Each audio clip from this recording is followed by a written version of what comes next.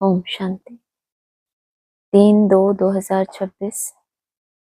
मीठे बच्चे, तुम्हें याद में रहने का पुरुषार्थ जरूर करना है, क्योंकि याद के बल से ही तुम विकर्मा जीत बनेंगे। प्रश्न है, कौन सा ख्याल आया तो पुरुषार्थ में गिर पड़ेंगे। खुदाई खिदमतगार बच्चे कौन सी सेवा करते रहेंगे। कई बच्चे समझते हैं अभी टाइम पड़ा है, पीछे पुरुषार्थ कर लेंगे, परंतु मौत का नियम थोड़े ही है। कल कल करते मर जाएंगे, इसीलिए ऐसे मत समझो बहुत वर्ष पड़े हैं, पिछाड़ी में गैलप कर लेंगे। यह ख्याल और ही गिरा देगा। जितना हो सके याद में रहने का पुरुषार्थ कर श्रीमत पर अपना कल्याण करते रहो। रूहानी खुदाई खिदमतगार बच्चे रूहों को सेल्वेस करने, पतितों को पावन बनाने की सेवा करते रहेंगे। गीत है ओम नमः शिवाय। यह तो बच्चों को समझाया गया है कि निराकार बाप साकार बिगर कोई भी कर्म नहीं कर सकते, पाठ बजा नहीं सकते। रूहानी बाप आकर ब्रह्मा द्वारा रूहानी बच्चों को समझाते हैं। योग बल से ही बच्चों को सतो प्रधान बनना है, फिर सतो प्रधान विश्व का मालिक बनना है। यह बच्चों की बुद्धि में है। कल्प कल्प बाप आकर के राजयोग सिखलाते हैं। ब्रह्मा द्वारा आकर आदि सनातन देवी देवता धर्म की स्थापना करते हैं, यानी मनुष्य को देवता बनाते हैं। मनुष्य जो देवी देवता थे सो अब बदलकर शूद्र पतित बन पड़े हैं। भारत जब पारसपुरी था तो पवित्रता सुख शांति सब थी। यह 5000 वर्ष की बात है। एक्यूरेट हिसाब किताब बाप बैठ समझाते हैं। उनसे ऊंच तो कोई है नहीं। सृष्टि व झाड़ जिसको कल्प वृक्ष कहते हैं, उसके आदि मध्य अंत का राज बाप ही बता सकते हैं। भारत का जो देवी देवता धर्म था वह अब प्राय लोप हो गया है। देवी देवता धर्म तो अभी रहा नहीं है, देवताओं के चित्र जरूर हैं। यह तो भारतवासी जानते हैं सतयुग में लक्ष्मी नारायण का राज्य था। भल शास्त्रों में यह भूल कर दी है जो श्री कृष्ण को द्वापर में ले गए हैं। बाप ही आकर भूले हुए को पूरा रास्ता बताते हैं। रास्ता बतलाने वाला आता है तो सब आत्माएं मुक्ति धाम में चली जाती हैं।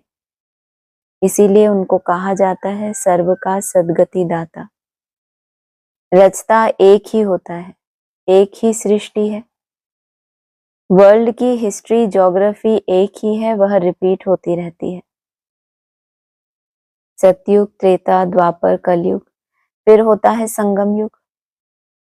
कलयुग में है पतित, सतयुग में है पावन। सतयुग होगा तो जरूर कलयुग विनाश होगा। विनाश से पहले स्थापना होगी। सतयुग में तो स्थापना नहीं होगी। भगवान आएगा ही तब जब पतित दुनिया हो। विनाश का अनाउंसमेंट तो चारों तरफ है। 100 वर्ष के अंदर क्या होगा सृष्टि का विनाश। और बाबा क्या कह रहे हैं, विनाश से पहले क्या चाहिए, स्थापना होगी। सतयुग में तो स्थापना नहीं होगी। भगवान आएगा ही तब जब पतित दुनिया है।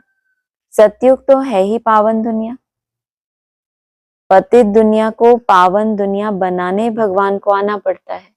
और ब्राह्मण क्या समझाते हैं कि अभी पतित दुनिया है, अभी भगवान आया है, फिर जब नई दुनिया होगी तो क्या होगी, पावन होगी। ये है भगवान का कर्तव्य। क्या किया, एक जन्म में पतित दुनिया थी और अगले जन्म में उसको पावन बना दिया। बाबा क्या कह रहे हैं, भगवान आएगा ही तब जब पतित दुनिया है। सतयुग तो है ही पावन दुनिया। पतित दुनिया को पावन दुनिया बनाने भगवान को आना पड़ता है। अब बाप सहज से सहज युक्ति बताते हैं। देह के सब संबंध छोड़ देही अभिमानी बन बाप को याद करो। कोई एक तो पतित पावन है ना, भक्तों को फल देने वाला एक ही भगवान है। भक्तों को ज्ञान देते हैं।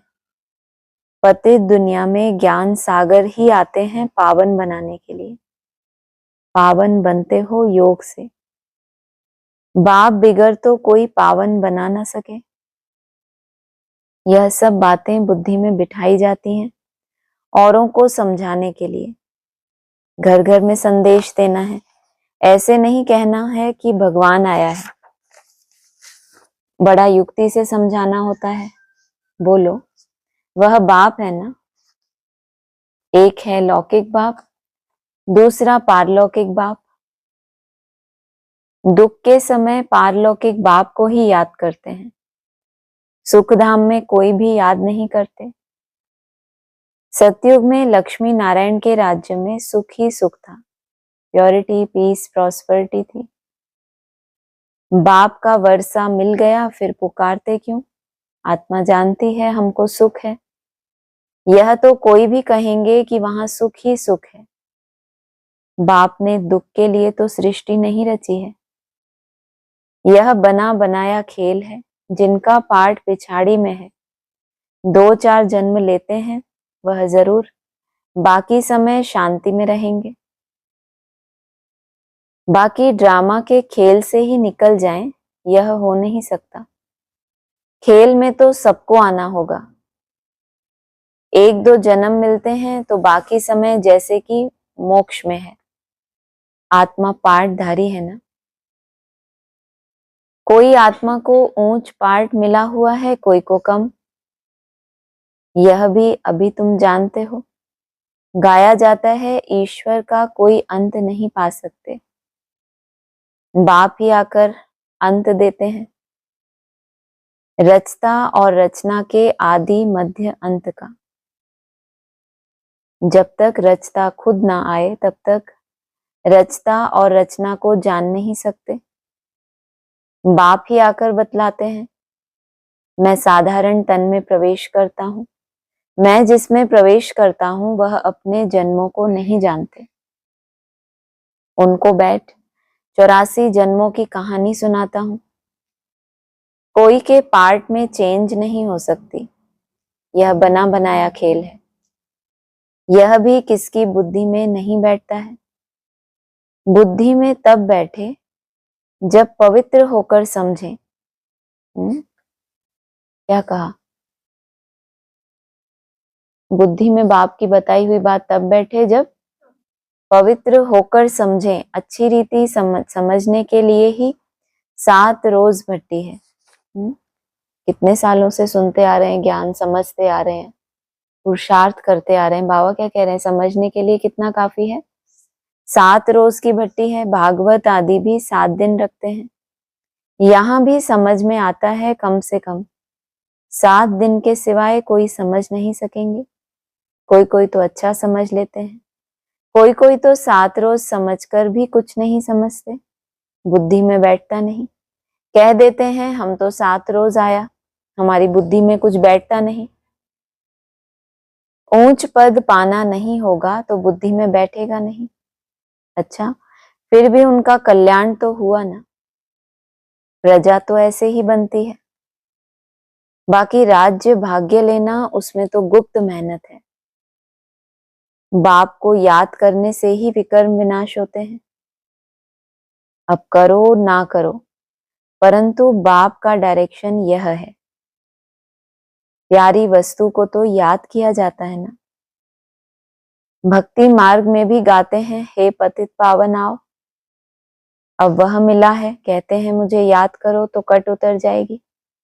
बादशाही सहज थोड़े ही मिल सकती। कुछ तो मेहनत होगी ना। याद में ही मेहनत है। मुख्य है ही याद की यात्रा। बहुत याद करने वाले कर्मातीत अवस्था को पा लेते हैं। पूरा याद ना करने से विकर्म विनाश नहीं होंगे। योग बल से ही विकर्मा जीत बनना है। आगे भी योग बल से ही विकर्मों को जीता है। लक्ष्मी नारायण इतने पवित्र कैसे बने, जबकि कलयुग अंत में कोई भी पवित्र नहीं है। और ये पवित्र भी कहाँ बने? कंट्रास्ट कहाँ किया? ये लक्ष्मी नारायण इतने पवित्र कैसे बन गए, जबकि कलयुग में क्या है, कोई भी पवित्र नहीं है। इसका मतलब उस दुनिया की बात है, जब सतयुग आ जाएगा कहाँ पवित्र बने, इसी दुनिया में। तो क्या बताया उन्होंने तरीका? योग बल से अपने विकर्मों को जीता है। इसमें तो साफ है, यह गीता के ज्ञान का एपिसोड रिपीट हो रहा है। शिव भगवान वाच, भूलें तो होती रहती है ना, बाप ही आकर भूल बनाते हैं। भारत के जो भी शास्त्र हैं वो सब हैं भक्ति मार्ग के। हैं क्या? शास्त्र अर्थात शासन करने वाले, लेकिन क्या भरा हुआ है अंदर? भक्ति मार्ग भरा हुआ है। हैं कहाँ के? विदेश के नहीं है, हैं भारतवासी, और दूसरों के ऊपर शासन भी करते हैं। लेकिन भक्ति बाबा ने क्या कहा था? ज्ञान आ जाए तो भक्ति क्या हो जाएगी? ऑटोमेटिकली क्या हो जाएगी? खलास, और ज्ञान जिंदाबाद हो जाएगा। बाप कहते हैं मैंने जो कहा था वह किसको भी पता नहीं है। जिन्हों को कहा था उन्होंने पद पाया। उन्होंने सिर्फ सुनना सुनाना नहीं किया, उन्होंने क्या किया? शासन नहीं किया दूसरों के ऊपर। भगवान ने जो बताया था वो उन्होंने प्रैक्टिकल में किया और फिर पद पाया। 21 जन्मों की प्रारब्ध पाई, फिर ज्ञान प्राय लोप हो जाता है। तुम ही चक्र लगाकर आए हो। कल पहले जिन्होंने सुना है वही आएंगे। अभी तुम जानते हो, हम सैंपलिंग लगा रहे हैं मनुष्य को देवता बनाने का। यह है दैवी झाड़ का सैंपलिंग। वो लोग फिर उन झाड़ों का सैंपलिंग बहुत लगाते रहते हैं। बाप आकर कंट्रास्ट बताते हैं। बाप दैवी फूलों का सैंपलिंग लगाते हैं, वे तो जंगल का सैंपलिंग लगाते रहते हैं। बाप ने नई दुनिया की शुरुआत की तो क्या बोला? फाउंडेशन कहाँ कैसे डाला? गुप्त में, चारों तरफ से क्या डाल दिया? पर्दा डाल दिया। तो क्या स्थापन करने के लिए? नई दुनिया डिटैच हो गई। ये सब इशारे दिए। तो वो मनमत पे बाप के गुप्त होने के बाद क्या करते हैं? ब्राह्मणों के संगठन से डिटैच होके अपना ही क्या बनाते हैं? समझते हैं हम क्या बना रहे हैं? अपने अलग झाड़ स्थापन कर रहे हैं। क्योंकि नई दुनिया तो कैसी होगी? वो ब्राह्मणों की दुनिया पुरानी हो गई और अब हमारी। तो बाप ने जो फाउंडेशन लगाया गुप्त में, बाप ने दैवीय फूलों की सैंपलिंग लगाई, वे तो जंगल का सैंपलिंग लगाते रहते हैं। तुम दिखाते भी हो कौरव क्या करत भय, पांडव क्या करत भय। उनके क्या प्लान है और तुम्हारे क्या प्लान्स हैं? वे अपना प्लान बनाते हैं कि दुनिया बढ़े नहीं, फैमिली प्लानिंग करें जो मनुष्य जास्ती ना बढ़े, उसके लिए मेहनत करते रहते हैं। बाप तो बहुत अच्छी बात बतलाते हैं। अनेक धर्म विनाश हो जाएंगे और एक ही देवी देवता धर्म की फैमिली स्थापन करते हैं। सतयुग में एक ही आदि सनातन देवी देवता धर्म की फैमिली थी, और इतनी फैमिलीज थी ही नहीं। भारत में कितनी फैमिली है? Gujarati family, Maharashtrian family. वास्तव में भारतवासियों की एक फैमिली होनी चाहिए। बहुत फैमिलीज होंगी तो जरूर आपस में खिटपिट ही रहेगी, फिर सिविल वॉर हो जाती है। फैमिली में भी सिविल वॉर हो जाती है। इसलिए नाम ही क्या दिया? महाभारी महाभारत गृह युद्ध। शुरुआत कहाँ से होती है? अंदर से शुरुआत होती है। जैसे क्रिश्चियंस की अपनी फैमिली है, उन्हों की भी आपस में लगती है। आपस में दो भाई नहीं मिलते, पानी भी बांटा जाता है। सिख धर्म वाले समझेंगे हम अपने सिख धर्म वालों को जास्ती सुख दे, रग जाती है तो माथा मारते रहते हैं। जब अंत होती है तो फिर सिविल वॉर आदि सब आ जाती है, आपस में लड़ने लग पड़ते हैं। विनाश तो होना ही है। बॉम्ब्स ढेर बनाते रहते हैं। बड़ी लड़ाई जब लगी थी जिसमें 2 बॉम्ब्स छोड़े थे, अभी तो ढेर बनाए हैं। समझ की बात है ना? तुमको समझाना है यह लड़ाई वही महाभारत की है। बड़े बड़े लोग जो भी हैं कहते हैं अगर इस लड़ाई को बंद नहीं किया तो सारी दुनिया को आग लग जाएगी। आग तो लगनी ही है, यह तुम जानते हो। बाप आदि सनातन देवी देवता धर्म की स्थापना कर रहे हैं। राजयोग है ही सतयुग का। वह देवी देवता धर्म अब प्रायः लोप है कौन सा? आदि सनातन देवी देवता धर्म, लेकिन है कैसा? प्रायः लोप। और को पीछे क्या बताया? कितनी सारी फैमिलीज हैं भारत में, गुजरातियों की अपनी, महाराष्ट्रियन की अपनी, सिख धर्म वाले जिनको अपने धर्मों का नशा है कि हम फलाने धर्म के, हम ये नंबर के मन के, तो उनकी अपनी फैमिलीज तैयार हो रही हैं। तो आपस में ही क्या होगा? अपने फॉलोअर्स को आगे बढ़ाने के लिए दूसरों को डाउन करेंगे ना। खुद को ऊंचा दिखाने के लिए क्या करना पड़े? ग्लानी के बॉम्ब्स नहीं छोड़ेंगे तो खुद को श्रेष्ठ कैसे सिद्ध करेंगे? बाबा क्या कहते हैं कि तुम क्या करो, दूसरों को नीचा दिखाओ, तुम अपनी लेखा को क्या करो, ऊंचा बनाओ। तो बाबा क्या कह रहे हैं? जो देवी देवता धर्म वाले हैं, जो अव्वल नंबर है, वो कैसे हैं? प्रायः लोप, माना उस लड़ाई झगड़े वाली ब्राह्मणों की दुनिया में है ही नहीं। चित्र भी बने हैं। बाप कहते हैं कल पहले माफिक, जो विघ्न पढ़ने होंगे वह पढ़ेंगे।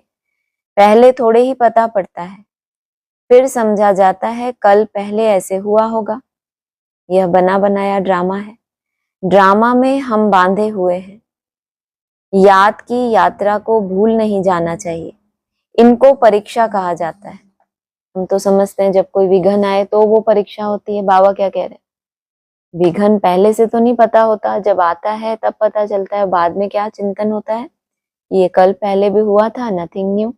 लेकिन याद की यात्रा ना भूले, इसको परीक्षा कहा जाता है। याद की यात्रा में ठहर नहीं सकते, थक जाते हैं। गीत है ना, रात के राही थक मत जाना। इसका अर्थ कोई समझ ना सके। यह है याद की यात्रा, जिससे रात पूरी हो दिन आ जाएगा। ये हद की रात को पूरा करना कितना आसान है। क्या करो? हद की रात आती है तो क्या करते हैं? सो जाओ, अनकॉन्शियस हो जाओ, और क्या हो जाएगा? दिन हो जाएगा। लेकिन ये जो रात है, ये कैसे पूरी होने वाली है?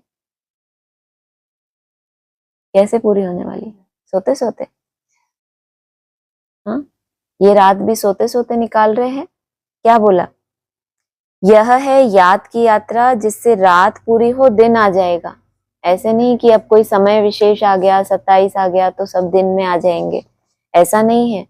जो थके नहीं है याद की यात्रा में, रात है अभी, भक्ति है, भटकना है मन बुद्धि का, तो क्या है अभी? रात है। स्थिरियम नहीं हुई है बुद्धि तो कहेंगे रात है। लेकिन याद की यात्रा को पूरा करेंगे, थकेंगे नहीं, तो क्या होगा? दिन आ जाएगा, आधा कल्प पूरा हो, फिर सुख शुरू होगा। बाप ने ही मनमना भव का अर्थ भी समझाया है।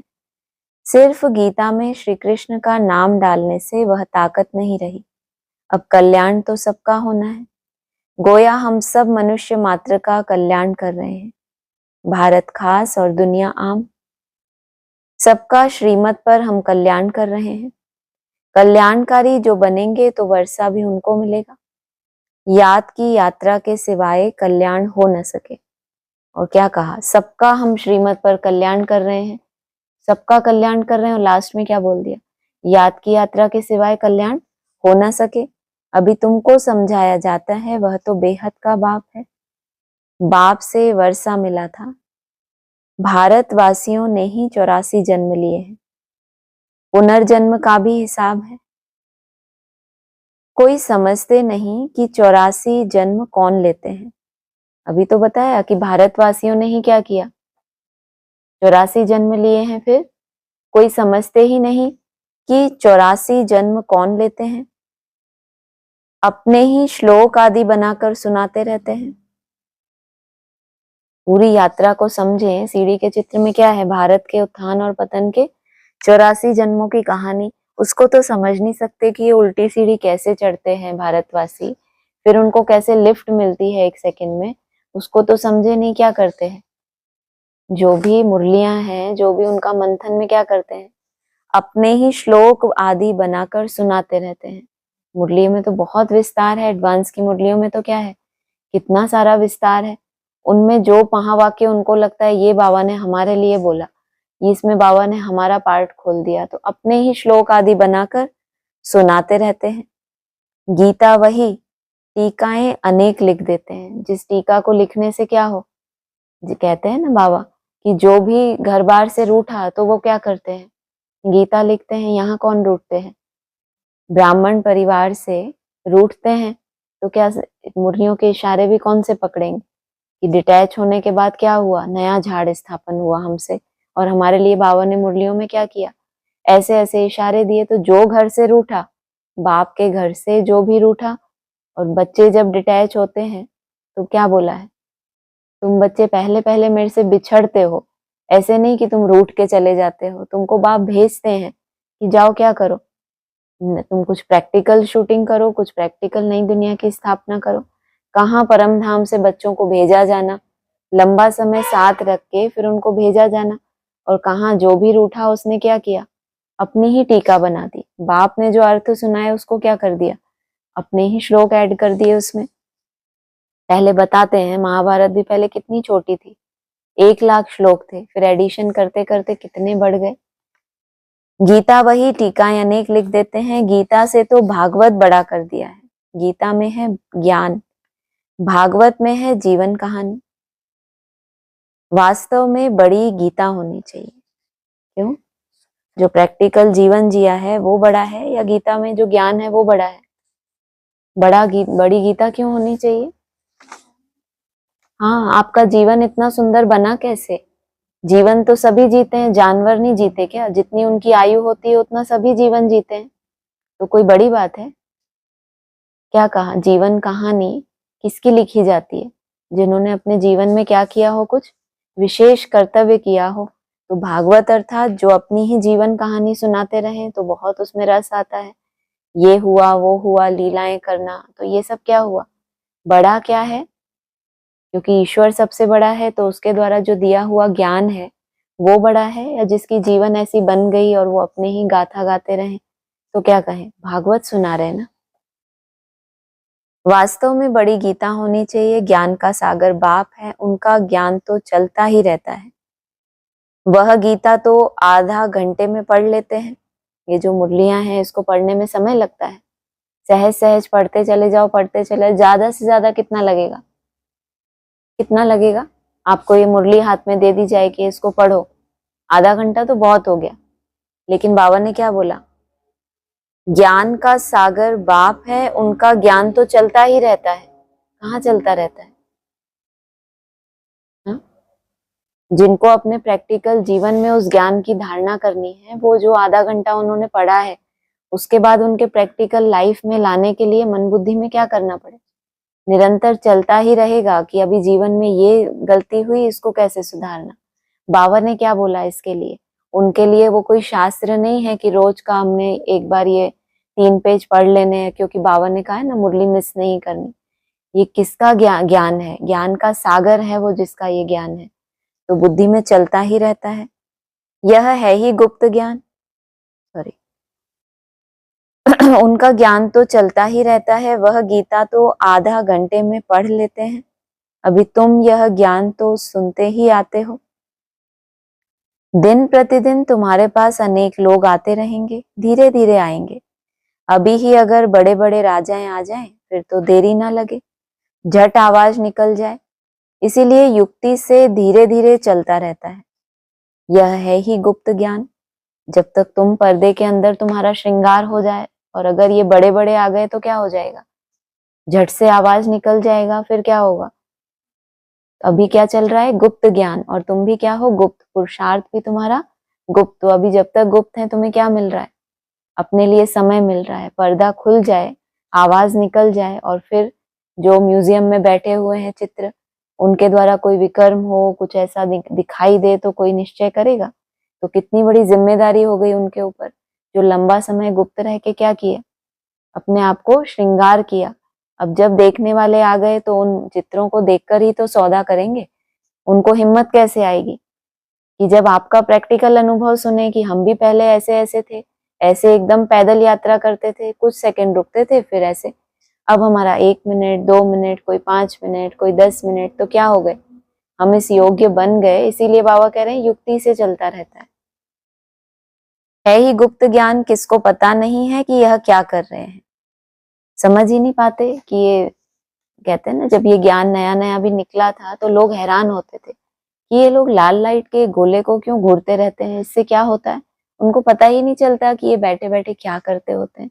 लोग तो ध्यान करते हैं आंख बंद करके, गीत बजाते हैं, कितना कुछ होता है, और यहाँ पर बस ऐसे खाली बैठे हैं, ना कोई गीत बज रहा है, ना कोई लाल लाइट है। ये करते क्या रहते हैं, यहाँ से वहां, वहां से यहाँ, तो किसी को कुछ पता ही नहीं चलता ये क्या कर रहे हैं। सुबह उठ के लोग उठते हैं तो भगवान का ध्यान करते हैं, फिर सवेरे यहाँ अमृत वेला उठते से यहाँ से यहाँ, यहाँ से यहाँ, किसी को समझ ही नहीं आता क्या कर रहे हैं। कभी कभी तो खुद को भी समझ नहीं आता। कोई कोई दिन ऐसा होता है ना, पूरा अमृत वेला निकल जाता है, समझ ही नहीं आता कि आज हमने क्या किया। नहीं ऐसा होता, माया भी चलती रहती है साथ साथ। तो कहा किसको पता नहीं है कि यह क्या कर रहे हैं। रावण के साथ तुम्हारी युद्ध कैसे है, अगर पता चल जाए तो क्या हो जाएगा, तुमको घूमने की जगह ही नहीं मिलेगी। फिर बोला ना दी, अभी से अगर ये आ जाए तो इतनी आवाज निकल जाए, फिर उनको लगेगा हम भी प्रैक्टिकल में क्या करें, मेहनत करें। रावण के साथ तुम्हारी युद्ध कैसे है, यह तो तुम ही जानो और कोई जान न सके। जानेगा कौन युद्ध को, जिसने रावण को चैलेंज किया है कि हम तुमको क्या करेंगे, हरा देंगे। जिसने चैलेंज ही नहीं किया, जो रावण का ही क्या बच्चा बनके उसी की वंशावली में जी रहा है, तो वो क्या जाने कि रावण के साथ क्या, वो तो उन्हीं संस्कारों में रमण कर रहा है। भगवानुवाच, तुम सतो प्रधान बनने के लिए मुझे याद करो तो पाप नाश हो जाएंगे। पवित्र बनो तब तो साथ ले जाऊं, जीवन मुक्ति सबको मिलनी है। रावण राज्य से मुक्ति हो जाएगी, पहले पाप नाश हो, अर्थात जो विक्रम हो रहे हैं याद ना करते हैं तो क्या होता है, देह अभिमान में रहते हैं, कुछ ना कुछ मनसा वाचा कर्मणा क्या होता है, पाप होने की संभावना ज्यादा रहती है। कब, जब आप याद नहीं करते। तो पहले तो वो विक्रम विनाश हो, कि इतना हम याद में बिजी रहें कि हमसे कोई विक्रम हो ही ना, और याद करते करते मन इतना पावरफुल हो जाए कि वो संस्कार हमारे ऊपर हावी ना हो, तो पिछले विक्रम भी क्या हो जाए, भस्म हो जाए। पिछले विक्रम कैसे हैं, दिखते तो है नहीं, कि कोई थर्मामीटर है क्या कि पिछले विक्रम कितने बचे हैं अभी। ये जो रिपीट होते रहते हैं संस्कार, उन्हीं से आपको पता चलता है कि अभी ये संस्कार मेरे वश में नहीं है, इसका मतलब ये पिछला मेरा विक्रम अभी बाकी है। तुम लिखते भी हो, हम शिव शक्ति ब्रह्मा कुमार कुमारियां श्रेष्ठाचारी दुनिया स्थापन करेंगे परम पिता परमात्मा की श्रीमत पर 5000 वर्ष पहले मौफिक। 5000 वर्ष पहले श्रेष्ठाचारी दुनिया थी, यह बुद्धि में बिठाना चाहिए। मुख्य पॉइंट्स बुद्धि में धारण होंगी, तब याद की यात्रा में रहेंगे। पत्थर बुद्धि है ना, कोई समझते हैं अभी टाइम पड़ा है, पीछे पुरुषार्थ कर लेंगे। याद की यात्रा के लिए मुख्य पॉइंट्स बुद्धि में होंगी तो क्या होंगे, याद की यात्रा में रहेंगे। क्यों, क्योंकि समय की पहचान मिल गई कि अभी समय कौन सा चल रहा है। कोई समझते हैं अभी टाइम पड़ा है, पीछे पुरुषार्थ कर लेंगे, परंतु मौत का नियम थोड़े ही है, कल मर जाएं तो कल कल करते करते मर जाएं, पुरुषार्थ तो किया ही नहीं। इसीलिए ऐसे मत समझो कि बहुत वर्ष पड़े हैं, पिछाड़ी में गैलप कर लेंगे। तुम दिनों को महत्व देने वाले हो या वर्षों को, इसीलिए क्या कहा, ऐसे मत समझो कि अभी होता है ना, बुद्धि में बहुत समझ होती है, हम तो हमारा कनेक्शन तो फलाने धर्म से है, उस धर्म का नंबर तो तब लगेगा जब ये वर्ष पूरे होंगे। अभी तो सतयुगी फैमिली, फिर चंद्रवंश आएगा, फिर इस्लाम बौद्ध, तो क्या कहते हैं अभी तो बहुत वर्ष पड़े हैं। यह ख्याल और ही गिरा देंगे। जो मेहनत करके तुम बन सकते हो, ये जो एक्स्ट्रा ज्ञान है तुम्हारे पास, ये ख्याल तुमको क्या करेगा, और ही गिरा देगा। जितना हो सके पुरुषार्थ करते रहो। श्रीमत पर हर एक को अपना कल्याण करना है, अपनी जांच करनी है। कितना बाप को याद करता हूँ और कितना बाप की सर्विस करता हूँ। रूहानी खुदाई खिदमतगार तुम हो ना, हो, क्या बोला, रूहानी खुदाई खिदमतगार तुम हो ना। कब कहेंगे तुम रूहानी खुदाई खिदमतगार हो, जब जब कम से कम कितना याद करें, 8 घंटे, तो 10 मिनट और नहीं याद कर पाए। 8 घंटे से 10 मिनट का टाइम नहीं बचा था, कहाँ पहुंचे। अरे 8 घंटे कितने मिनट होते हैं, 480 होते हैं। तो फिर रूहानी खुदाई खिदमतगार का बाबा टाइटल देता है। कम से कम हम 480 के पहले अभ्यासी तो बने। अभ्यासी बनने के बाद फिर क्या होगा? वही तो हमारा, जब हमारी लेंथ बढ़ती है तो क्या बताया, जो नीचे वाला है वो क्या होता जाता है, वो बर्फ हमारी जमती जाती है। अगर आपका रेगुलर कितना है, लगभग अभ्यास से आपको लग रहा है मेरा इतना होता है, तो उससे जो पहले आपका नीचे वाला था वो क्या हो रहा है, वो आपके लिए उतना ही सहज होता जाएगा। तो ऐसा नहीं कि लेंथ कोई हमें दिखाने के लिए है, लेकिन ये अभ्यास की बात है कि जब हम इतना कर सकते हैं 5-10 मिनट और मेरा बाबा मीठा बाबा कितना सहज है, नहीं कर सकते। रूहानी खुदाई खिदमतगार तुम हो ना, तुम रूहों को सेल्वेस करते हो। रूह पतित से पावन कैसे बने उसकी युक्तियां बतलाते हैं। दुनिया में अच्छे और बुरे मनुष्य तो होते ही हैं। हर एक का पार्ट अपना अपना है। यह है बेहद की बात। मुख्य टालियां ही गिनी जाती हैं, बाकी तो पत्ते अनेक हैं। बाप समझाते रहते हैं बच्चे मेहनत करो, सबको बाप का परिचय दो तो बाप से बुद्धि योग जुट जाए। बाप सब बच्चों को कहते हैं पवित्र बनो तो मुक्ति धाम में चले जाएंगे। दुनिया को थोड़े ही पता है कि महाभारत लड़ाई से क्या हो गया, क्या होगा। यह ज्ञान यज्ञ रचा गया है क्योंकि नई दुनिया चाहिए। यज्ञ किस लिए रचा गया? हाँ, नई दुनिया के लिए क्या चाहिए? पुरानी दुनिया का पहले विनाश से पहले स्थापना होती है गुप्त रूप में। जब विनाश हो जाता है तो स्थापना के लिए क्या बोला? स्थापना खड़ी हो जाएगी, माना प्रत्यक्ष हो जाएगी। उसके लिए चाहिए महाभारत लड़ाई। कितनी सारी फैमिलीज हो गई, ये फैमिली वो फैमिली, होता है ना, माता पिता होते हैं तो सब बच्चे कैसे होते हैं, जुड़े रहते हैं संगठित परिवार में। फिर जब माँ बाप नहीं है, गुप्त हो गए, तो निधन के बन जाते हैं, माना अपनी अपनी क्या चलती है उनकी, अपनी अपनी फैमिलीज बना लेते हैं। तो आपस में क्या होगा? सिविल वॉर होगी, क्योंकि बाप को क्या करना है? नई दुनिया चाहिए। हमारा यज्ञ पूरा होगा तो सब इस यज्ञ में स्वाहा हो जाएंगे। यह ज्ञान यज्ञ रचा गया है क्योंकि नई दुनिया चाहिए। उस दिन इस ज्ञान यज्ञ को नाम क्या दिया था? इतना सुंदर नाम दिया था। क्या नाम दिया था? चीटिंग भी करनी नहीं आती? अरे अभी तो बोला शिव ज्ञान यज्ञ। वहां तो क्या रचा? रुद्र ज्ञान यज्ञ, क्योंकि विनाश करना था। यहाँ क्या बोला?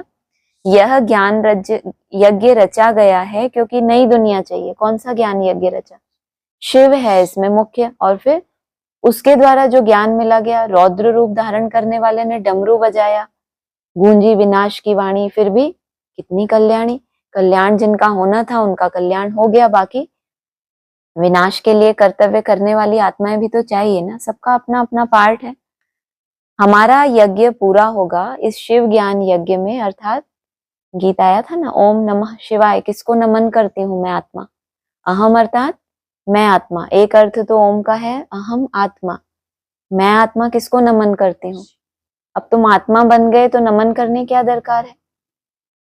सारा तुमने जब तक ज्ञान में लिया तो रूहानी बाप क्या करते थे? बच्चों को नमस्ते ही करते रहे।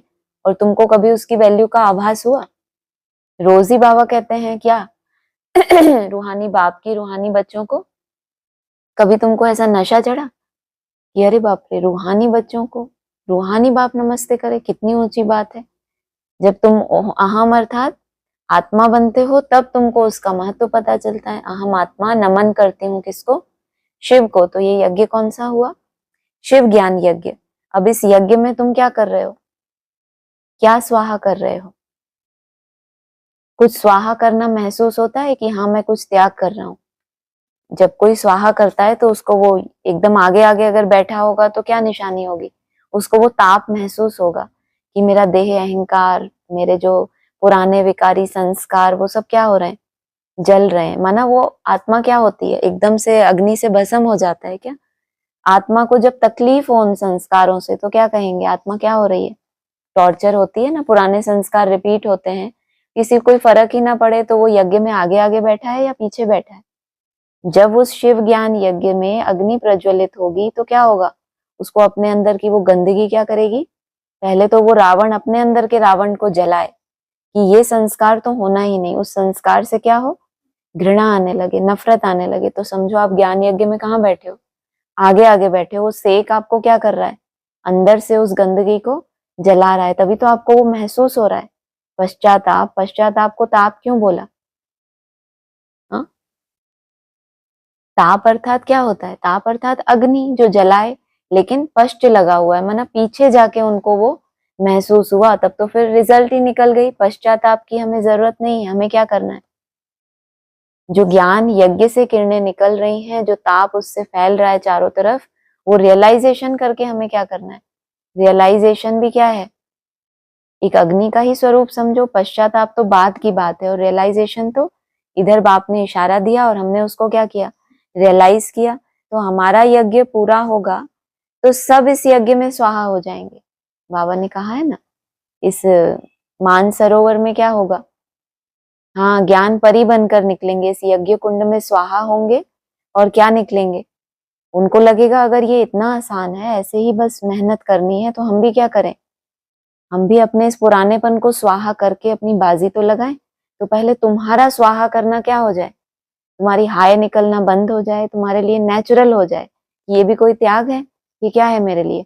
अब तुम्हारी रूटीन देखो, कोई देखे बाहर वाला तो उसको क्या लगे कि कितना बड़ा तप है ये, 1-2 बजे उठना, फिर ऐसे प्रकृति जीत बनना, ठंडे पानी से नहाना, कच्चा कच्चा खाना सर्दियों में, कितना अजीब सा लगता है लोगों को सुन के। और आपके लिए क्या हो रहा है? जो भी अपना त्याग बढ़ाते जा रहे हो, धीरे धीरे नेचर में आता जा रहा है। आपको इतनी कोई बहुत तकलीफ नहीं है, क्योंकि आपने क्या जान लिया कि ये मेरी इच्छा है और ये तो मेरा संस्कार है, पुराना वो रिपीट होता रहता है। तो जब हमारा यज्ञ पूरा होगा तो सब इस यज्ञ में स्वाहा हो जाएंगे। अच्छा, मीठे मीठे सिकिलदे बच्चों प्रति माता पिता बाप दादा का याद प्यार गुड मॉर्निंग।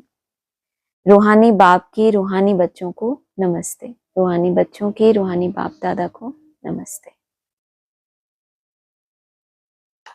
धारणा के लिए सार है, यह बना बनाया ड्रामा है, इसलिए विघ्नों से घबराना नहीं है।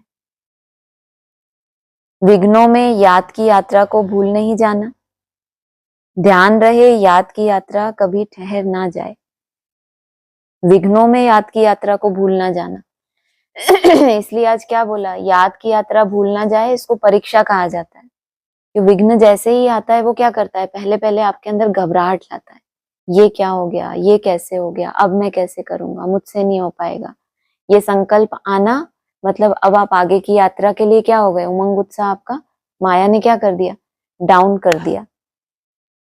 ध्यान रहे याद की यात्रा कभी ठहर ना जाए। भले विधि बदलती जाए कि अब वो विधि मैं नहीं लागू कर सकता, अब मैं भले कोई भी विधि हो, लेकिन क्या हो, ठहर ना जाए। पारलौकिक बाप का परिचय सबको देते हुए पावन बनने की युक्ति बतलानी है। दैवी झाड़ का सैंपलिंग लगाना है, वरदान है। मैंपन का त्याग कर सेवा में सदा खोए रहने वाले त्याग मूर्त सेवाधारी भव। सेवाधारी सेवा में सफलता की अनुभूति तभी कर सकते हैं जब मैंपन का त्याग हो। सेवा के लिए बाबा ने क्या बोला, सेवा करने का प्रैक्टिकल फल क्या है, मेवा क्या है, जो तुरंत आपको मिल जाता है, खुशी मिलती है। अगर वो खुशी नहीं मिलती तो इसका मतलब सेवा में क्या है, कुछ ना कुछ लीकेज है, उसमें मैंपन है, मेरापन है।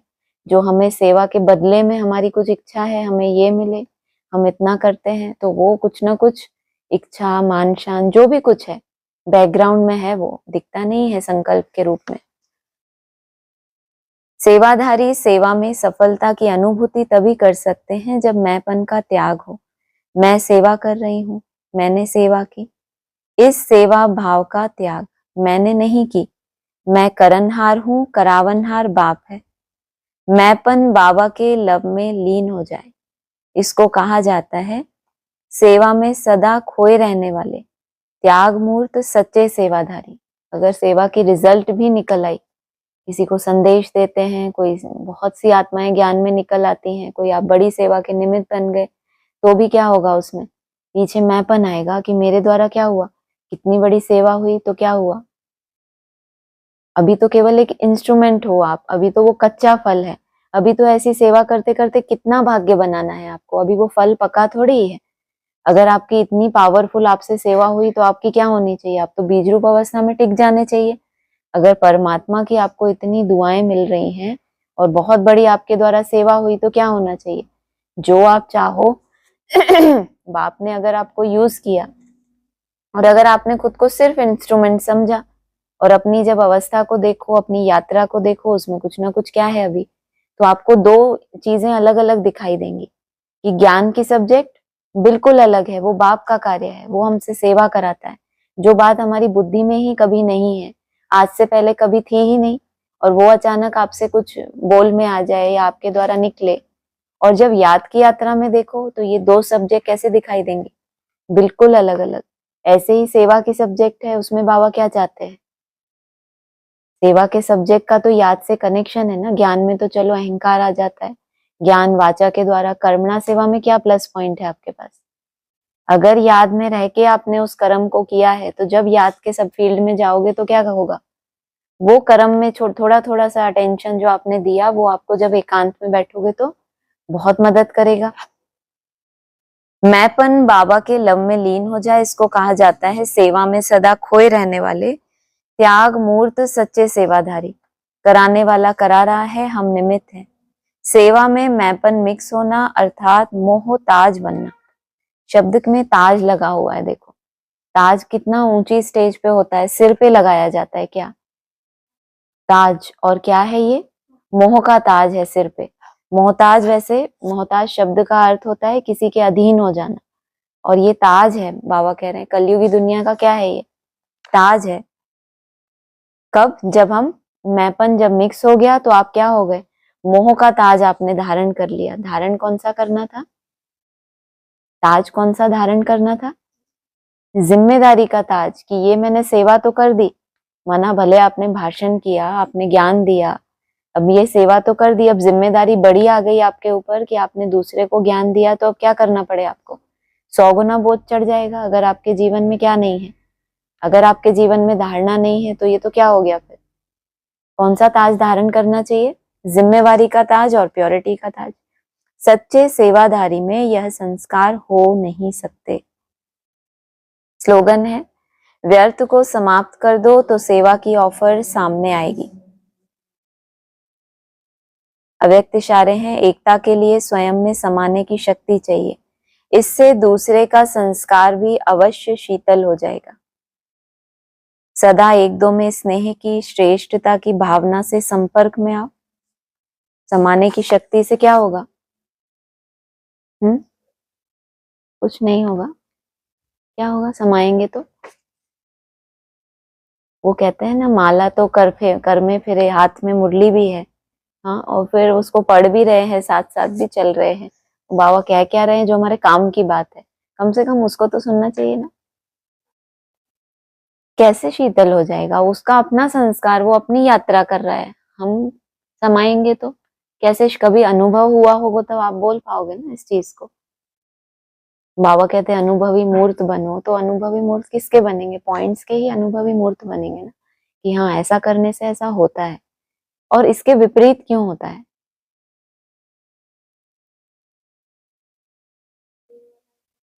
माना ताली हमेशा क्या कहते हैं, दो हाथ से बजती है। अगर सामने वाले का संस्कार में रौद्र रूप बढ़ रहा है उसका, क्योंकि लड़ाई दो हाथों से होती है बोला ना, तो इधर से आपके नेगेटिविटी का संकल्प बहुत तेजी से चल रहा है, बहुत स्पीड से, तो वो वाइब्रेशन उस आत्मा को टच हो रहा है, और वहां से भी कैसे संकल्प उठ रहे हैं, तो मन में जो होगा फिर बोल में आएगा कि नहीं, कभी ना कभी। बस वो एक राह ढूंढेगा कि मेरे को मौका मिले तो वो बाहर आए, क्योंकि कोई भी तरह का आवेश है, आवेग है, वो अंदर रहना नहीं है। जैसे कोई होता है ना, बहुत कंट्रोल करते हैं संकल्पों को, फिर एक ही बार इतनी जोर से रोना आता है, कभी महसूस किया हो? सारा वो जो भरा हुआ था हमने, वो सब निकल जाता है। आवेश किसी भी तरह के हैं, आप उसको जितना दबाएंगे, इसीलिए समाना सिर्फ नहीं है, कोई भी बात को हमें ये समझ के समाना है कि इससे फायदा क्या हुआ, इसमें अच्छा क्या हुआ। कोई होते हैं ना जीवन में 10 साल पहले ये हुआ था, वो भूलता ही नहीं, मेरे साथ ये हुआ था, मेरे साथ ऐसा किया था, मेरे घर वाले ऐसे थे, मेरे ऊपर अत्याचार हुआ, तो वो समाया है उन्होंने, जीवन भर सहन किया। लेकिन होता है ना, माताएं मोस्टली ऐसा दुखड़ा सुनाती हैं, ऐसा हुआ था, वो ऐसे करते थे, ये भूल नहीं पाती, मरते दम तक भी ऐसा हुआ था। और हमें क्या सीखना है, कोई भी बात हुई उसको बहुत सुंदर तरीके से अपने अंदर समाना। हमें सिर्फ आत्मा तो नहीं बनना ना, हमें क्या बनना है, पुण्य आत्मा बनना है हमें। पुण्य आत्मा के पास कितना पुण्य जमा करने की, पुण्य मतलब क्या, इतना सुंदर सोचने की उसके पास कला है कि कोई अगर ऐसा आसुरी भी आ गया उसके सामने और अगर उसने अपने पॉजिटिविटी से उसको चेंज किया तो कितना बड़ा पुण्य है।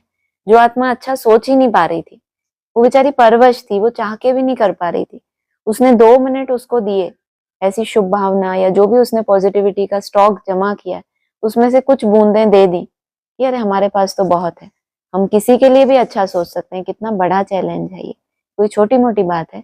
उसके लिए पहले छोटी छोटी चीजों के लिए कितना स्टॉक जमा करना पड़े। हर परिस्थिति के लिए आपके पास क्या होना चाहिए, एक पॉजिटिव संकल्पों का एक पोटली होनी चाहिए कि ये बात हुई, फोल्डर खोला, अब ये सोचना है मुझे, ये सोचने से मेरा बहुत उत्थान होता है।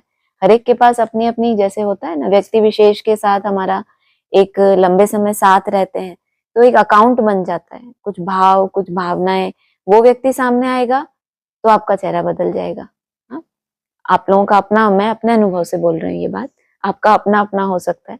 हर एक व्यक्ति के लिए कुछ अलग अलग फोल्डर्स क्रिएट हो गए अंदर, फलाने के साथ ऐसा, फलाने के साथ थोड़ा हल्का, फलाने का बहुत रिगार्ड, फलाना तो ये बहुत सारे अलग अलग कहाँ से आ रहे हैं, हम बैठ के सिखा रहे हैं क्या? तो जैसे ही वो व्यक्ति सामने आता है वो फोल्डर खुल जाता है।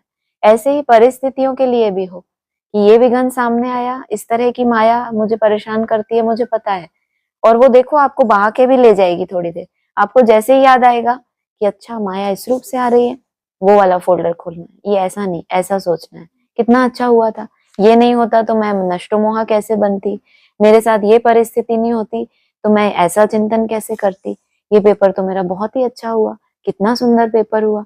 भक्ति मार्ग जैसा लगता है चिंतन, लेकिन ये जो आपकी कहते हो ना, ये तो वो रिपीट होते रहते हैं संकल्प। रिसर्च भी ऐसा बताती है कि 90% जो आपके संकल्प होते हैं वो रिपीटेटिव होते हैं। रिपीटेटिव मतलब, हाँ, बार बार उसी उसी तरह के संकल्प रिपीट होते रहते हैं, कुछ नया नहीं है। एक लिमिट के आप दायरे में रह रहे हो तो बस उतने ही उतने संकल्प चलेंगे, इसके लिए इस तरह के चलते हैं, वो चलेंगे, फिर उसके लिए उस तरह के चलेंगे। वो एक फिक्स हो गया है, वो फोल्डर जैसे ऑटोमेटिकली होता है ना, कभी कभी अपने आप फोल्डर बन जाते हैं, फिर उनको डिलीट करना पड़ता है, भाई हमें नहीं चाहिए।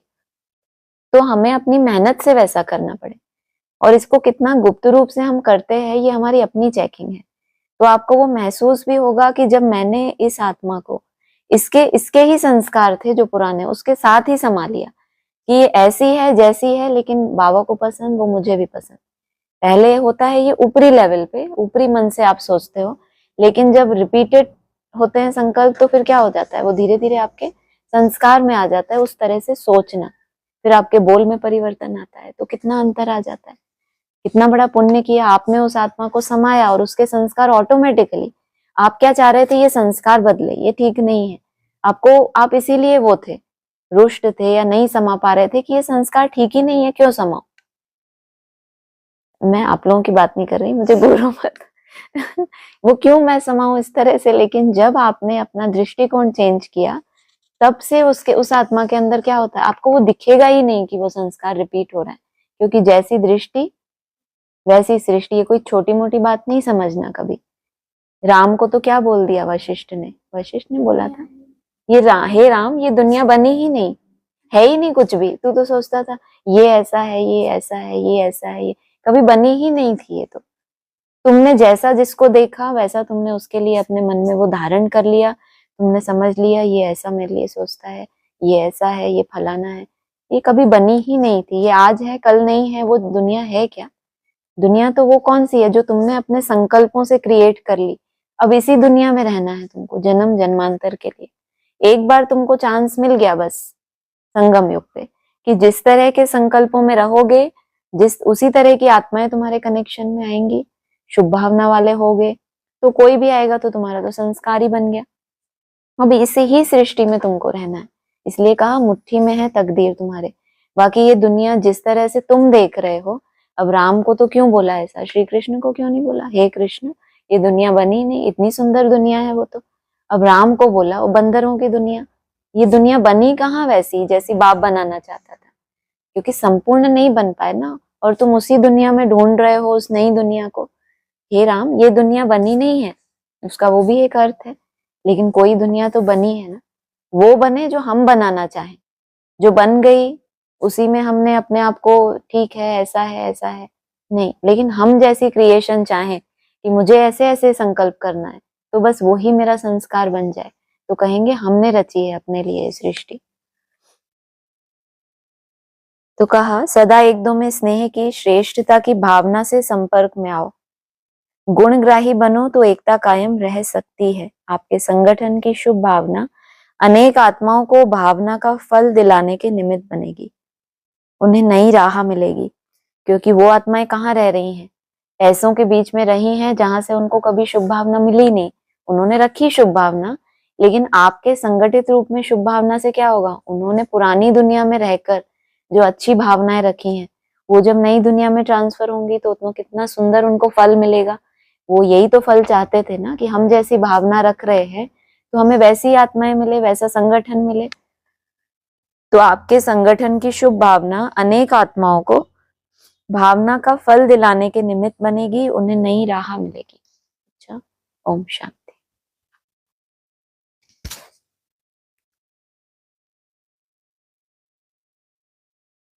ऑनलाइन किसी को कुछ बोलना है?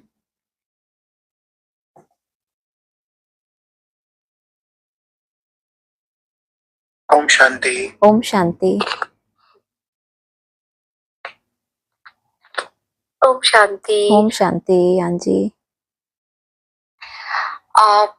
अभी जो पूरा एक्सप्लेनेशन था ना इस वाले पैराग्राफ का, वो बहुत ही सुंदर लगा। हाँ जी। और सबसे अच्छी बात वो लगी कि हम खुद, मतलब हम ऐसी दुनिया जब बन जाए तब उसमें क्यों जाए, हम खुद ही ऐसी दुनिया क्रिएट करें। बिल्कुल। वो जो जैसा संकल्प हम चाहे वैसा हम कर पाए। बिल्कुल। तो बहुत अच्छा लगा। हाँ जी, और कुछ?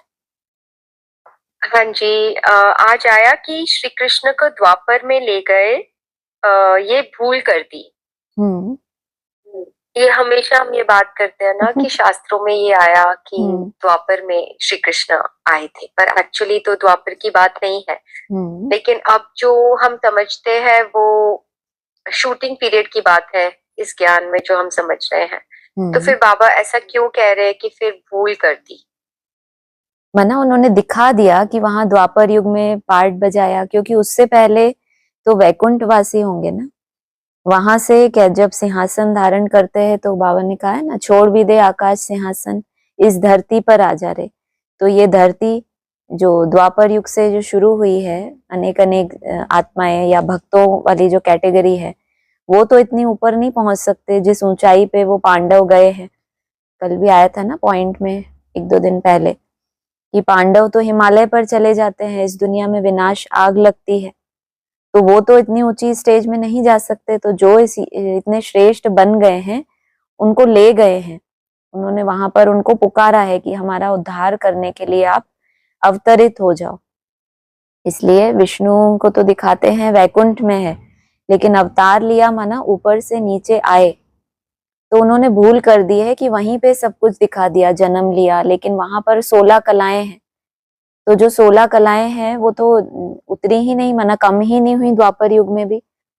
जो कलातीत आत्माएं बन जाती हैं उनका वर्षा तो बाबा ने कहा ना, आधा कल्प तक तुम 16 कला ही रहते हो, तो उनकी कलाएं बहुत धीरे धीरे कम होती है। तो कलाएं सतयुगी ही हैं, तो उन्होंने दिखा दिया कि द्वापर में है, क्योंकि वो शूटिंग पीरियड के हिसाब से और जिन आत्माओं ने पुकारा है उनका उद्धार करने के लिए अवतरण लिया है। हाँ जी। हाँ जी। तो जो कलाएं कम नहीं होती, बाबा ने कहा कि आधा कल्प आपकी उतनी कलाएं रहती हैं। तो वो चाहे जन्म ले ले त्रेता युग में तो भी 16 कला रहते हैं। बोला ना बाबा ने, साकार मुरली का पॉइंट है कि तुमको बाप से जो वर्षा मिला वो आधा कल्प चला, क्योंकि तुमने संगम पर 16 कलाओं तक नहीं सीमित रहे ना, तुम कलातीत तक गए हो, तो तुम्हारा वो जो वर्षा है वो आधा कल्प चला। तो आधा कल्प, सतयुग त्रेता दोनों ही तुम्हारे लिए सुख धाम की ही अवस्था है। क्योंकि यहाँ पर जितना ऊपर गए हैं कलातीत, बहुत आहिस्ते आहिस्ते नीचे आना है, इस हिसाब से बताया। साकार मुरली का ही पॉइंट है, भेज देंगे ग्रुप पर। हाँ जी। हाँ जी, तो फिर मतलब आधा कल्प तो 16 कला, फिर उसके बाद तो और ही धीरे धीरे ही हुआ ना, मतलब हाँ, द्वापर बिल्कुल। में भी कम हुआ, 8 नहीं हुआ फिर, और नहीं फिर हुआ होगा। कलयुग में भी 0 कला नहीं हुआ, फिर कुछ तो है ही ऐसी हाँ, बोला ना कि कुछ ना कुछ प्योरिटी रहती है। अगर पूरी ही बैटरी डिस्चार्ज हो जाए तो फिर शरीर ही ना रहे। लेकिन लास्ट जन्म में भी जो आत्माएं भगवान की प्रेरणा को कैच कर लेती हैं, तो उनके अंदर कुछ ना कुछ लास्ट जन्म तक भी प्योरिटी रहती है। दूसरी आत्माओं के मुकाबले वो परम ही रहती हैं, वो आत्माएं। परम माना ऊंचा। हाँ जी। हाँ जी। और एक हमेशा बाबा 3 वर्ड्स बोलते हैं ना, एक तो ईश्वर, भगवान और परमात्मा। हाँ तो जी। एक तो पहला क्वेश्चन है कि क्या इनमें डिफरेंस है, और फिर आज जो आया पॉइंट कि ईश्वर का कोई अंत नहीं पा सकते, हाँ जी। तो डिफरेंस क्या है, और फिर किसका अंत नहीं पा सकते? डिपेंड करता है कि देखने वाला कौन है। भक्त होंगे, जितना नीचे कैटेगरी का भक्त होगा तो उसके लिए, उससे जो ऊंच है, उसके सामने जो प्रैक्टिकल इष्ट है, वो उसके लिए ईश्वर है। क्योंकि उसके हिसाब से ईश अर्थात शासन करने वाला, वर माना श्रेष्ठ, जिसने श्रेष्ठ शासन किया है। अब रामकृष्ण जैसी आत्माएं होंगी या त्रिमूर्ति होगी, तो त्रिमूर्ति के ऊपर तो दिखा दिया, वो जो बाबा कहते हैं अव्यक्त ज्योतिर्लिंगम को, उन 3 के ऊपर श्रेष्ठ शासन करने वाला अव्यक्त ज्योतिर्लिंगम हो गया। तो उनके लिए ईश्वर की परिभाषा अलग हो गई। भक्तों के लिए श्री कृष्ण गीता का भगवान, उसके लिए, उनके लिए वो सर्वश्रेष्ठ शासन करने वाला हो गया। तो ये डिपेंड करता है कि आत्मा कितनी ऊंची स्टेज तक गई है। जितना ऊंचा जाएगी तो उस ईश्वर के उतना नजदीक है वो। बाकी दिखाते तो हैं कि शिवलिंग का गहराई और ऊंचाई के लिए ब्रह्मा और विष्णु दोनों ने मेहनत की, लेकिन पा नहीं सके। ईश्वर खुद आकर तुमको अपना अंत देते हैं। जब तुम अपनी एड़ी चोटी की पूरी ताकत लगा देते हो याद के लिए, तब ईश्वर तुमको खुद आकर अपना अंत देते हैं। क्योंकि तुमने वो योग्यता धारण की है कि तुम उसको जानो, उसके पूरे ऑक्यूपेशन को जानो, उसकी जन्म कहानी को जानो, उसकी पूरी पूरी बायोग्राफी को जानने का तुम्हें अधिकार है। लेकिन सबके लिए तो नहीं है। सबके लिए प्रैक्टिकल में जो मूर्तियां निमित्त होंगी, वो उनके लिए वही ईश्वर है। वो उनका भी अंत नहीं पा सकते। और उन देवी देवताओं ने उनको ईश्वर ने खुद अपना अंत दिया। तो ये कैटेगरी है, अलग अलग के लिए अलग अलग होता है। हाँ जी। अच्छा, हाँ जी। और फिर एक आया पॉइंट कि सबका श्रीमत पर हम कल्याण कर रहे हैं, कल्याणकारी जो बनेंगे तो वर्षा भी उनको मिलेगा। फिर कहा, वही जो आपने भी इस बात को, पॉइंट को वो कह रहा था ना कि याद की यात्रा के सिवाय कल्याण हो ना सके, फिर हम कैसे कल्याण कर पाएंगे किसी और का? बोला ना, मुरली में कितनी बार कहा है बाबा ने, तुम ज्ञान सुनते हो, फिर पवित्र बन धारण करते हो, फिर दूसरों को समझाते हो। क्योंकि लंबा लंबा समझाने की बात नहीं है कि आपने बहुत गहरा समझा। कोई बात आपने अनुभव कर ली हो अगर, और उसके ऊपर आपने मेहनत भी कर ली हो, अपनी चेकिंग करके किस युक्ति से आपने अपने किसी संस्कार को चेंज किया, अगर आपने वो अनुभव किसी को दिया, तो उस आत्मा में दिल से लगता है, उसकी हिम्मत आती है कि ऐसा हम भी कर सकते हैं।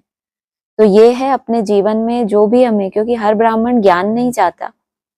ज्ञान हर एक के पास 1-2 से ज्यादा ही है। सुना सबने इतना है, सालों हो गए सुनते सुनते। अभी चाहते हैं कि कोई रास्ता ऐसा मिले कि हम मुक्त हो जाए इस रावण राज्य से। सब अपने मन बुद्धि के संकल्पों से ही तो परेशान है। शांति ढूंढते हैं भले बाहर जाके कि यहाँ जाएं, तीर्थों पर जाएं तो शांति मिलेगी। बाकी ये कोई बात नहीं है। शांति तो बाबा कहते हैं तुम्हारे गले का हार है। तो किस विधि से हमने कुछ कुछ सेकंड की शांति इकट्ठा कर करके अपने लिए वो एक शांति की दुनिया स्थापन की है। ये बहुत बड़ा कल्याण है। अगर आपने अपने लिए वो दुनिया स्थापन कर ली, तो जो भी कनेक्शन में आएगा वो जरूर अनुभव करेगा। आपको बोलने की भी दरकार नहीं रहेगी आगे चल के। बाबा ने कहा है आपका चेहरा ही जैसे बोर्ड बन जाएगा। जैसे बोर्ड की तरफ कोई देखे तो उसको कैसे आकर्षण होती है, पहले तो ब्रह्मा बाबा सेवा के फील्ड में कहते थे ट्रांसलाइट का बनाओ, ये बनाओ तो आकर्षण हो। अब आप चैतन्य में आप इतना निसंकल्प होने का पुरुषार्थ कर रहे हो कि आपकी वो एनर्जी अब फैलने लगी है। अब जो भी कनेक्शन में आता है उसको भी वो शांति फील हो रही है, तो इसका मतलब आप कल्याण कर रहे हो। भले वो गुप्त होता है, वो वाइब्रेशन की सेवा दिखती नहीं है, लेकिन आप जितना अंदर से सुंदर बनते जा रहे हो, जैसा बाबा बनाना चाहता है, दूसरों के कल्याणकारी हम बन ही रहे हैं। नहीं तो जितना हम देह अभिमान में होते हैं, कुछ ना कुछ मनसा वाचा कर्मणा कुछ ना कुछ हमसे गलत संकल्प होता है तो हम दुख देने के निमित्त बनते हैं। जितना हम इन सब विकर्मों से दूर जा रहे हैं तो जैसे हम सुख ही दे रहे हैं संसार को। हाँ जी, हाँ जी, मतलब श्रीमत पर चलकर ही दूसरों का कल्याण, यानी और सबसे बड़ी श्रीमत ही है याद की यात्रा में बिल्कुल। रहना। और याद की यात्रा सबसे मुश्किल सब्जेक्ट है। सबसे बड़ी दिक्कत ये है, सबसे ज्यादा विघ्न उस यात्रा में आने हैं। उस सब्जेक्ट में कोई पास मार्क्स भी ले ले, बाबा ने 8 घंटे बोला है कम से कम, तो अगर वो पास मार्क्स तक हम किसी भी विधि से मेहनत करके अभ्यास करके पहुंच रहे हैं, तो सबसे मुश्किल सब्जेक्ट जो कोई भी सॉल्व नहीं कर पाया ब्राह्मणों की दुनिया में। ज्ञान का मंथन सबने अपने अपने तरह से किया, लेकिन इस सब्जेक्ट में ब्रह्मा बाबा ने ही कह दिया मन तो कभी अमन होता ही नहीं। और अव्यक्त वाणियां तो हमें कितना ऊंचा लक्ष्य देती हैं, मन के मौन से नई रंगत।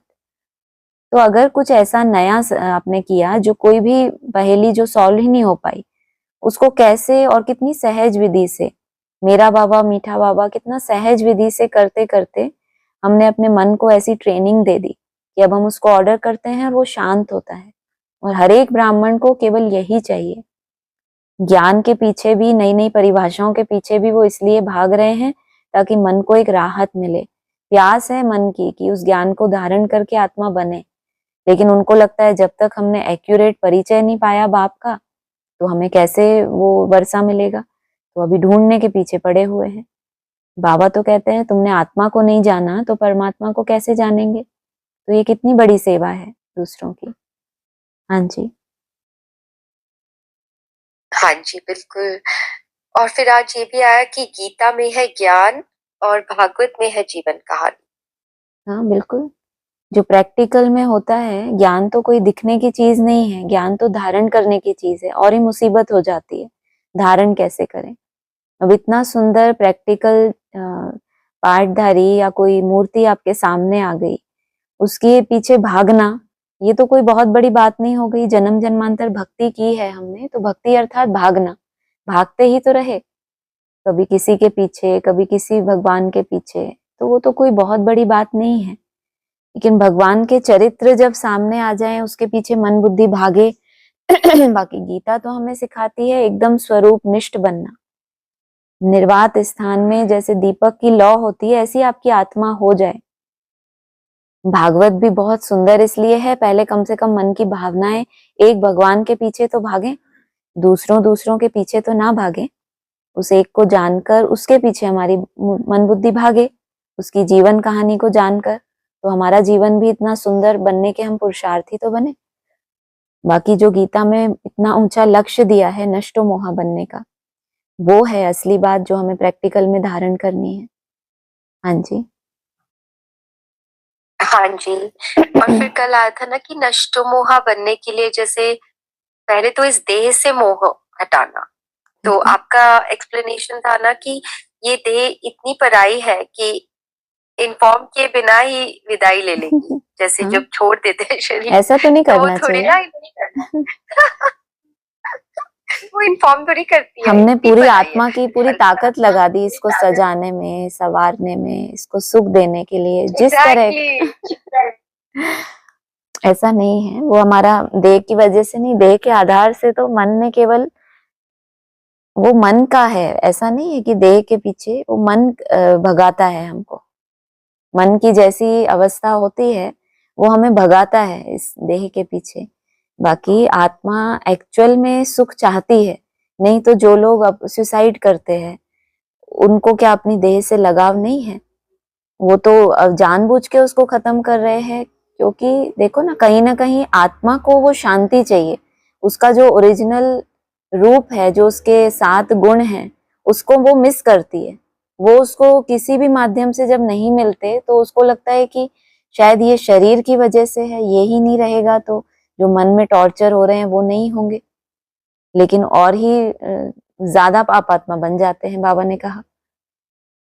तो ऐसा नहीं है, फाइनली आत्मा ढूंढती वही 7 गुणों को है, लेकिन ये बीच में जो देह आ गई इसके अधीन हो गई कि इसके आधार से वो सुखों को, ये देह मिली थी पुण्य कर्म करने के लिए, ईश्वर को याद करने के लिए, तपस्या करने के लिए, ताकि इस सृष्टि पर आए हैं तो अच्छे कर्म करके, अच्छी तपस्या करके वापस अपने घर चले जाएं। इसलिए बाबा मुरली में बार बार कहते हैं तुम अस्तुमात्मा असल उस शांति धाम की रहने वाली हो।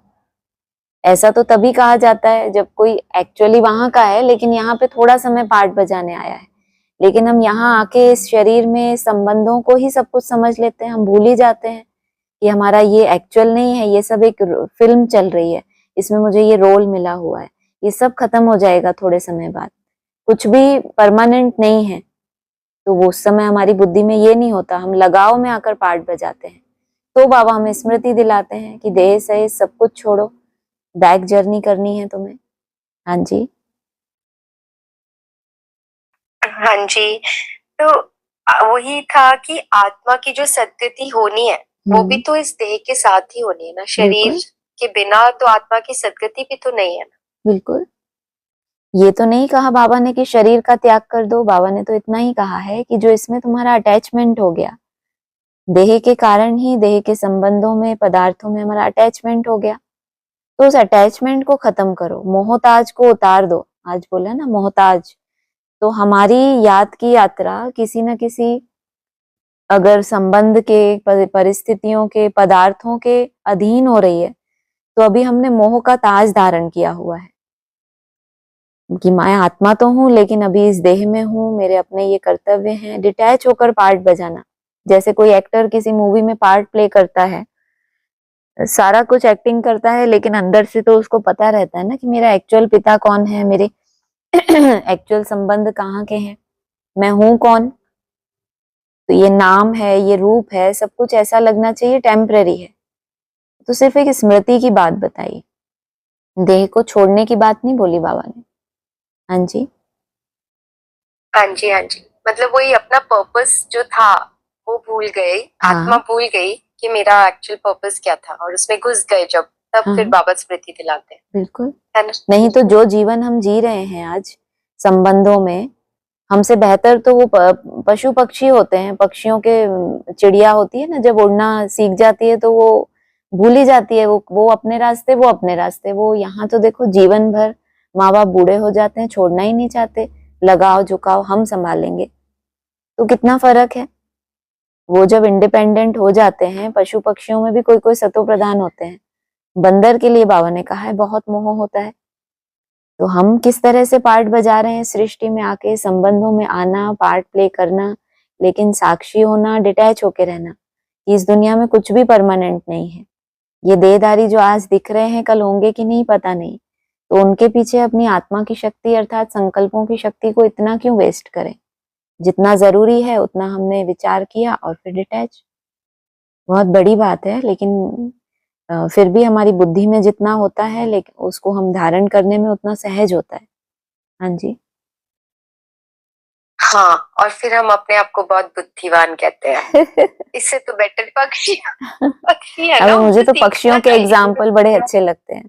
जब नहीं जानते थे तब नहीं, लेकिन जब ये जाना कि पक्षी होते हैं कितने साक्षी होते हैं, जब वो उड़ना सीख जाते हैं तो वो छोड़ देते हैं, फिर कभी एक दूसरे से मिलते भी नहीं। तो कितना एक सतो प्रधानता है उनके अंदर कि आत्मा की, हर एक आत्मा की अपनी अपनी एक जर्नी है, और हम कितना एक दूसरे की लाइफ में इंटरफेयर करके घुसे हुए हैं। एक्सपेक्टेशन हमारी मतलब खुद से इतनी नहीं है जितना हमारे अपने संबंधों से है। कहते हैं ना, मुझे खुद से ज्यादा तुम पे विश्वास है, लौकिक दुनिया की ऐसी भाषा होती है।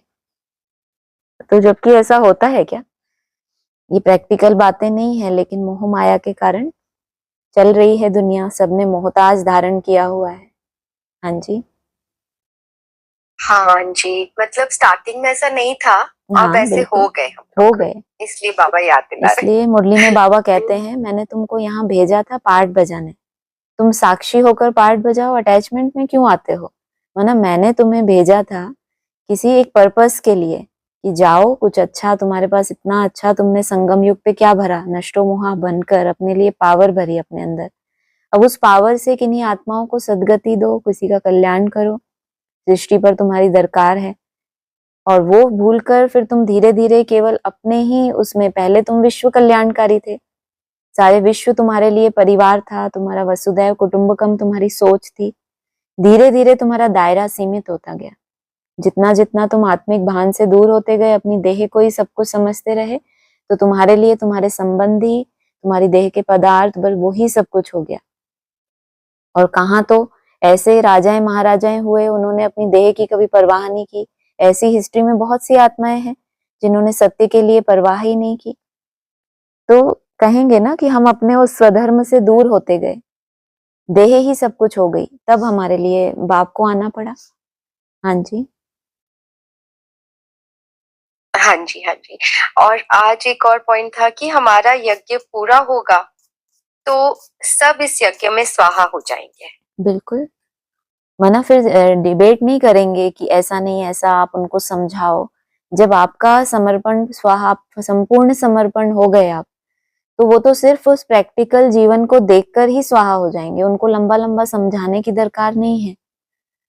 वो केवल उन आत्माओं को जिनको बाप को पहले पहले तैयार करना है, वो अपनी आहुति दे दें, सर्वस्व त्यागी बन जाएं। उसके बाद जो आत्माएं हैं वो उनके जो भी राजधानी होगी, उस एक बीज के कारण वो सब फलीभूत हो जाएगा। पहले उस एक को राख में मिलना है।